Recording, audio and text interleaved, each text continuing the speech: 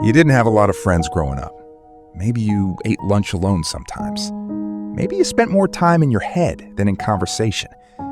People probably called you shy, or sensitive, or too quiet.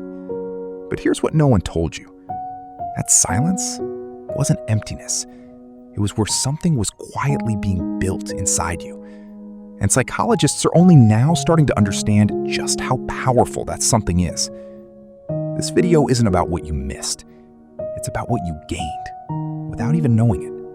Research in developmental psychology has found that children who spent a significant amount of time in solitude, whether by circumstance or by nature, develop cognitive and emotional patterns that are genuinely rare in adults. When the brain isn't constantly stimulated by social input, it turns inward. It starts processing, observing, connecting ideas that most people never slow down long enough to connect with. What looked like loneliness from the outside was on the inside, a kind of deep and unusual training.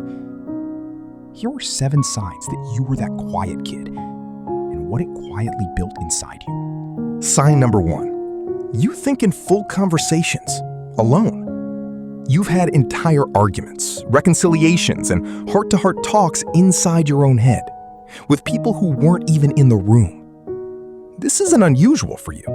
It's actually how you process the world. When other kids were talking constantly, you were listening to yourself, to the narratives playing out in your mind. Psychologists call this internal simulation, and it's associated with higher levels of creative thinking and emotional rehearsal. You weren't daydreaming. You were practicing, running scenarios, building an interior world that, as an adult, makes you unusually good at anticipating how conversations will go, how people will react, and how situations will unfold.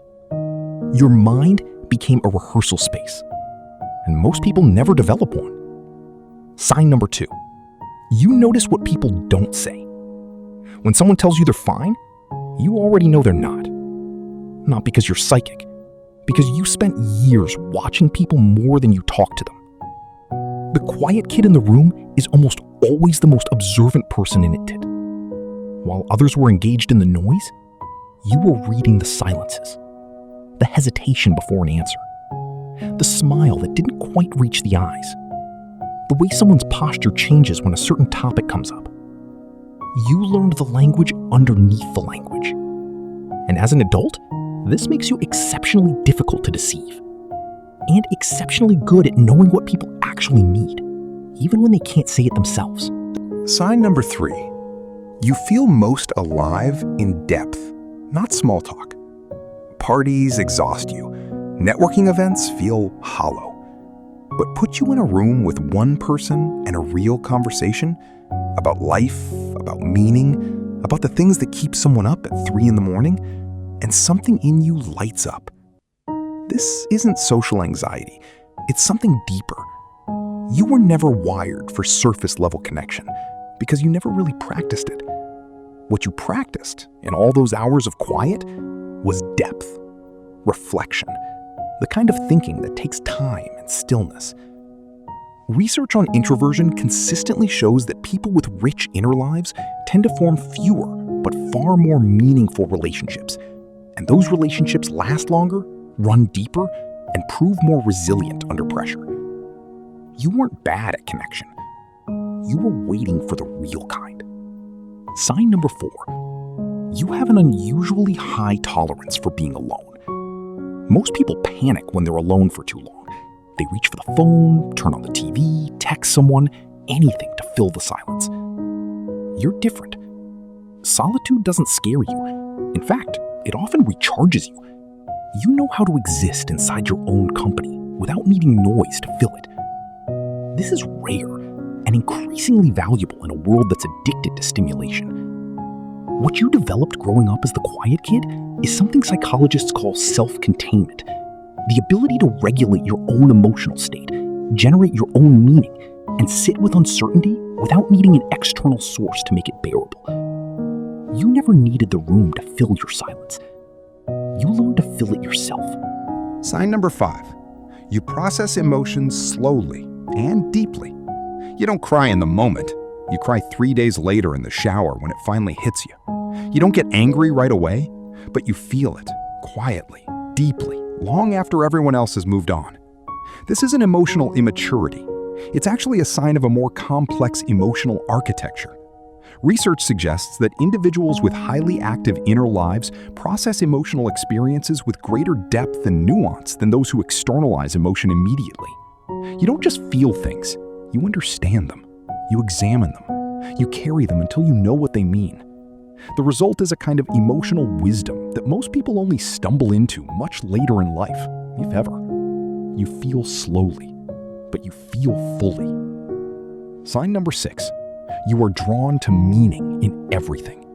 A song isn't just a song to you. A movie isn't just entertainment. A conversation you had 3 years ago can still echo in your chest when the light falls a certain way in the afternoon. You look for meaning in patterns, in coincidences, in the small moments others walk past without noticing. This is one of the most underrated gifts of the quiet childhood. When you don't have constant external stimulation, your brain learns to extract meaning from what's already there. A cloud formation, a stranger's expression, the way a sentence lands. You became a reader of the world's quieter signals. Researchers studying what they call meaning-making cognition have found that individuals who engage in high levels of self-reflection, often those who spent significant time alone in formative years, consistently report greater life satisfaction and a stronger sense of personal purpose as adults. You weren't escaping the world. You were learning how to read it. Sign number 7. You are quietly, stubbornly resilient. When life gets hard, and it does, you don't crumble the way some people around you seem to. You get quiet. You go inward. And then you figure it out. People who knew you as the quiet kid might have worried about you back then. Now, as an adult, those same people come to you when they're the ones struggling. There's a reason for that. You spent years learning to self-soothe, self-direct, and self-rebuild without an audience, without praise, without anyone noticing. That practice made you quietly unbreakable. Not in the dramatic, fearless sense, but in the way that actually matters. You know how to come back. You've done it before, in small ways, again and again. And somewhere deep down, you trust yourself to do it again. That trust, the quiet, unspoken kind, is one of the rarest things a person can have. Here's the thing about being the quiet kid. You didn't choose it. And for a long time, you might have thought something was wrong with you, that you were missing something other people had. But what if the opposite was true? What if, while everyone else was talking, you were becoming? The perceptiveness, the depth, the resilience, the ability to sit with yourself and still find something worth staying for. None of that came for free. It was built in the silence. And it is yours. If this video resonated with you, not just intellectually, but somewhere you recognize, share it with someone who is also a quiet kid. They'll know exactly what it means. And if you want to understand more about how your past quietly shaped who you are, stay on this channel. That's exactly what we explore here. I'll see you in the next one.